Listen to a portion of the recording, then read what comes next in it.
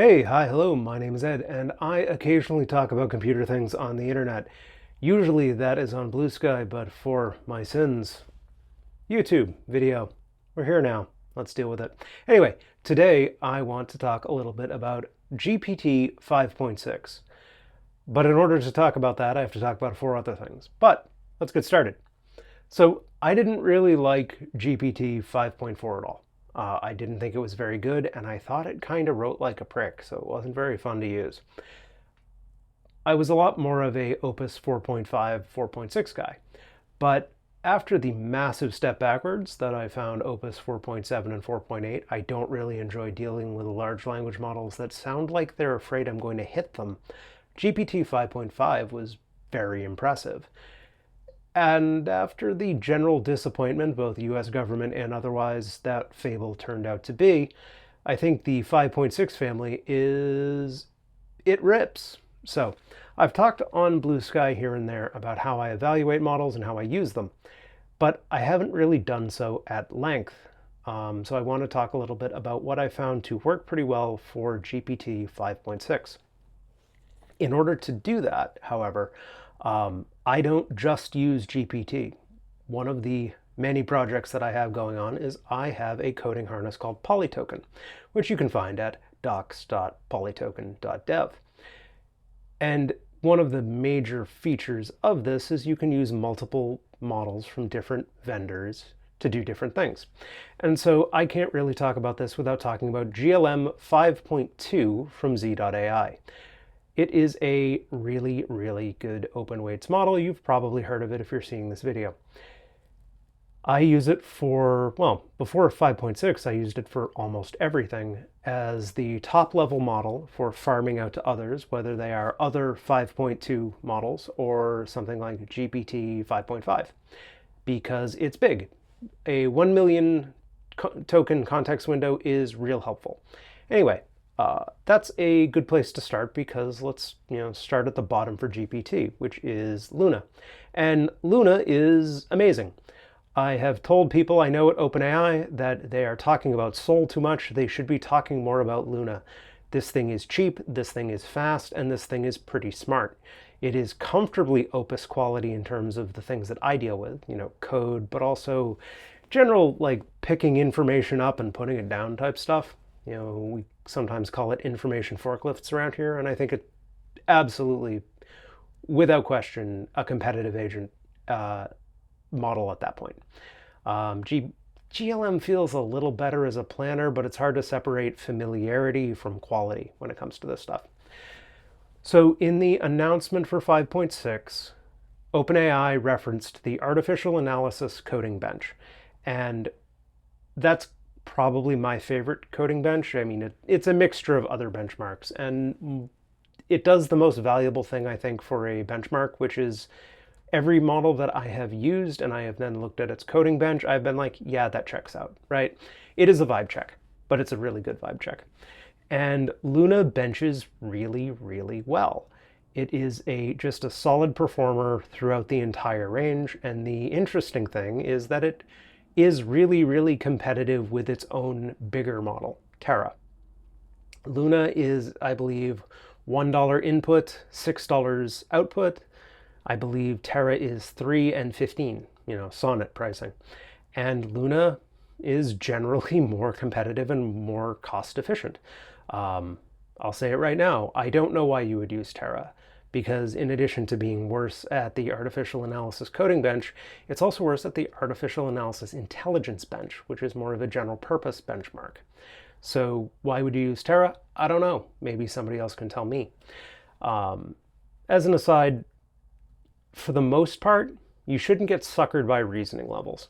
Higher reasoning levels are mostly bad news and diminishing returns. One of the things that I really liked about the OpenAI charts in their announcement is that it showed their models at different levels, right? You can kind of see what you're getting for different cost levels tied more or less to the reasoning levels, plus, obviously the underlying model. I tend to think you should use smaller models, use simpler models, and figure out your prompts in your harness, right? Figure out the workflows that you're trying to do, because at this point we've kind of hit a level of satisficing for a lot of models, right? Like these things are all pretty smart, right? If you could have done it with Opus, you can probably do it with Luna or, again, GLM 5.2. You might have to do a little more work to get there. You might need to have some kind of workflow or some kind of harness to make this work, but you can definitely do it. Fixing what you're doing is more likely to lead to success than just pouring on more tokens by cranking up that reasoning level. I will say, you can also probably ask the robot to help you with those workflows because they're pretty good at it these days. Okay, what else? Soul. It's Fable-ish. I think it's less weird. Reasonably deep thinker, good planner, good adversarial reviewer, great adversarial reviewer, honestly. It can be used for both planning and the adversarial review process, which you should be doing. If not, click that subscribe button down there and we'll talk about it soon. But people are starting to obsess over it. They're starting to do the Fable thing where they're like, I don't know. I feel uncomfortable with the levels of personality, I guess, that I'm seeing people impute to these things. They multiply matrices. Don't make it weird. Anyway, back to something a little less depressing. In a adversarial context, they tend to see further, for lack of a better term. Kind of like how Sonnet to Opus kind of felt a little bit deeper. I think you can comfortably say that Soul is that to Luna. And you will note I did not mention Terra because, again, don't use it. Anyway, what else? The 5.6 family all seems to be much, much better at vision than previous GPT models. And at least as good as Claude. I mean, I don't trust benchmarks on this stuff. This is very much vibes based. I will say that it is nice to have a major provider seem to care about vision a lot more than they have in the past, right? It's often felt like only Gemini and Flash really Gemini 3.5 Flash cared substantially about vision. And it's nice to see a model that just does a really, really good job of taking a look at things and making intelligent decisions on things like CSS or design. What else? Ultra. So Ultra mode has showed up in Codex, and I think people should be careful about these things before they jump on them. This goes back to what I was saying before, right? Fix your workflows. Frontier model providers asking you to let them control just how much of your token budget they can light on fire at any given time has never seemed like a good idea to me. I think we are all better off when we look at these things as tubes where tokens fall out, right? Figure out your workflows. Maybe ask an agent how you can do that, because they know how, but do it yourself. Turning it up to those knobs and letting it rip, it may work. I'm not going to say it doesn't, but it's probably not the most efficient use of your time or the most efficient use of your token budget. So yeah, what does my current workflow look like? Well, there's one thing I haven't mentioned, which is that, so these models are roughly 1 million tokens. I think it's 1,050,000 or something like that. But the ones you get from Codex, the ones you get on a subscription, are not. 5.5 and earlier were 400K models. This is a 372K model, as far as I can tell from looking at the Codex source code. The prior models sometimes were reported as 272K, but that's because they had a 128,000 output token budget on top. These sorts of things matter to somebody who writes a coding harness. Again, docs.polytoken.dev. Anyway, we've massaged it in Polytoken a little bit to give you a little more space, because you probably aren't ever going to output 128K in a single coding pass. But still, it is smaller than a lot of other models. If you're used to something like Claude, this is going to be a much smaller context window. Compaction for these models tends to work very well, but still, compaction loses stuff. So what I've tended to do, because Polytoken, again, supports multiple models at the same time, is I tend to use as my top level agent a GLM 5.2 1 million token context model.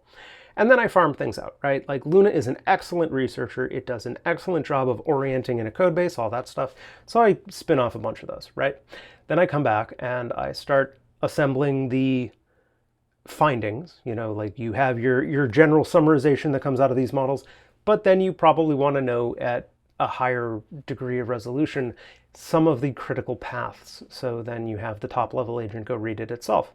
And then at the same time, that can start figuring out a hypothesis or starting to draw out a plan. And then you go tap the big guns, right? Then you go pull up a SOL, a 5.6 SOL model. I rarely find it useful to go above medium. If you're doing math that shoots back, maybe you have use for more. But if you are writing code, if you are picking strings up and moving them from place to place, you don't, sorry.